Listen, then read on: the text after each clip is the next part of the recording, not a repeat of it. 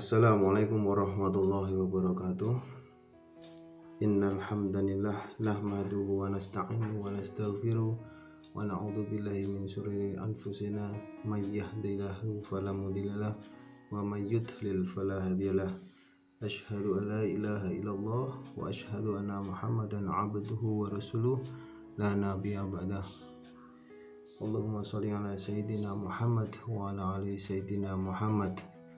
Rabbi shrahli sadri wa yassirli amri wahlul 'uqdatam min lisani yafqahu qawli.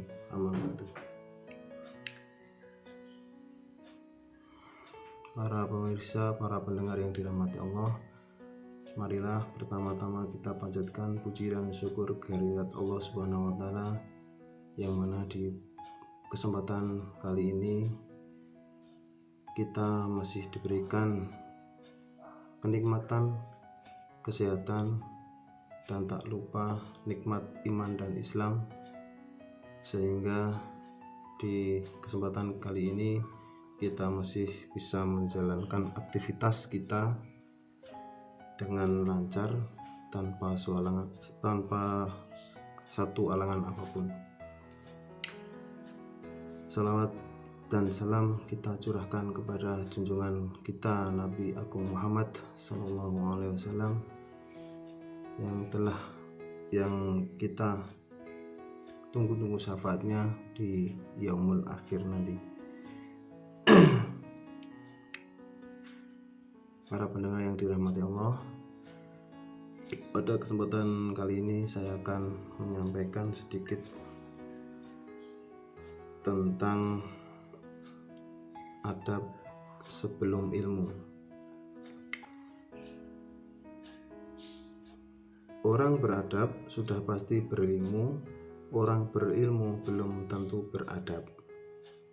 Kita ketahui bahwa perbedaan manusia dengan binatang adalah akal atau ilmu, tetapi tingkatan yang lebih tinggi dari ilmu yakni adab atau akhlak. Karena seberapapun banyaknya ilmu, tanpa disertai adab yang baik akan bisa menjadikan manusia pun berperilaku seperti binatang.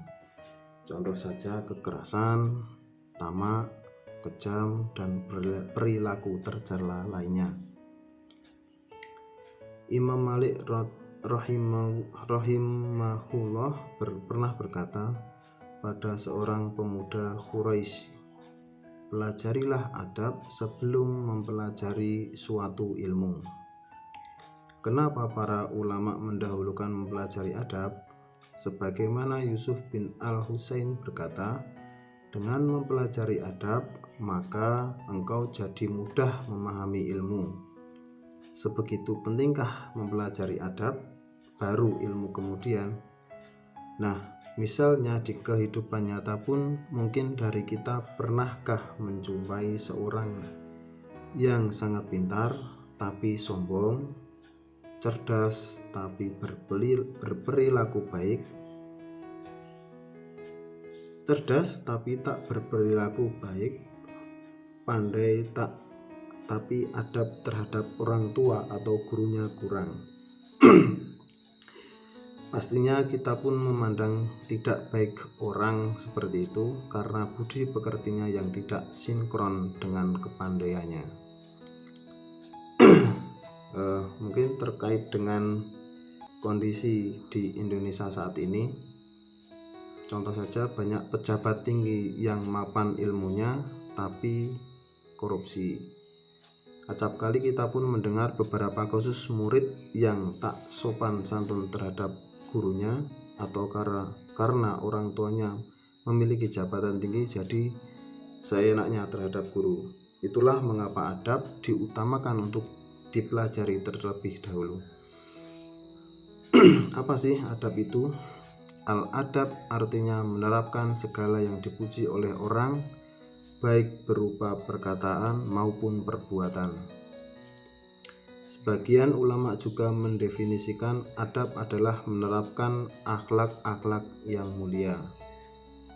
Urgensinya kita harus memiliki adab atau akhlak yang baik sebelum berilmu, yakni Nabi Shallallahu Alaihi Wasallam bersabda, kaum mukminin yang paling sempurna imannya adalah yang paling baik akhlaknya.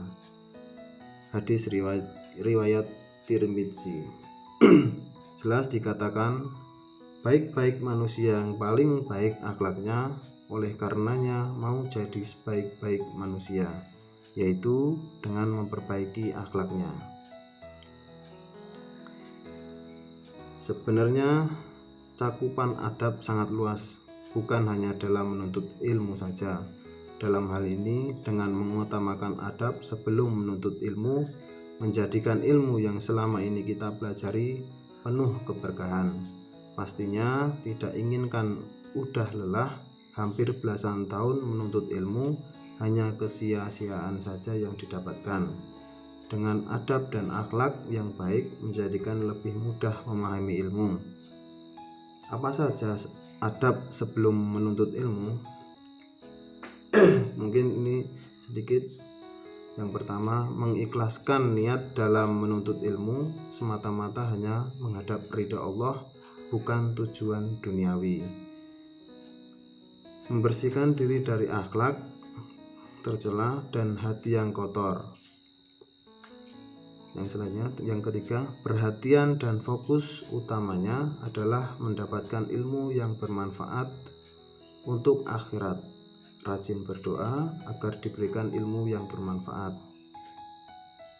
Yang selanjutnya, selektif dalam memilih makanan, yaitu makanan yang baik dan halal karena berpengaruh terhadap mudahnya memahami ilmu. Yang selanjutnya, memperhatikan waktu tidur. Hendaknya tidur sehari tidak lebih dari 8 jam agar tidak mudah lupa. Yang selanjutnya, senantiasa bersungguh-sungguh untuk menyibukkan diri dengan ilmu, baik membaca, menelaah, menghafal, mengulang pelajaran, dan aktivitas lainnya. Yang terakhir, tidak malu untuk bertanya atau meminta penjelasan tentang hal yang belum dipahami. Mungkin sedikit kultum dari saya tentang adab sebelum ilmu. Mungkin dalam penyampaiannya kurang jelas atau kurang rinci karena hanya semata saya sebagai manusia biasa, dan mungkin itu saja yang dapat saya sampaikan. Kurang lebihnya mohon maaf. Assalamualaikum warahmatullahi wabarakatuh.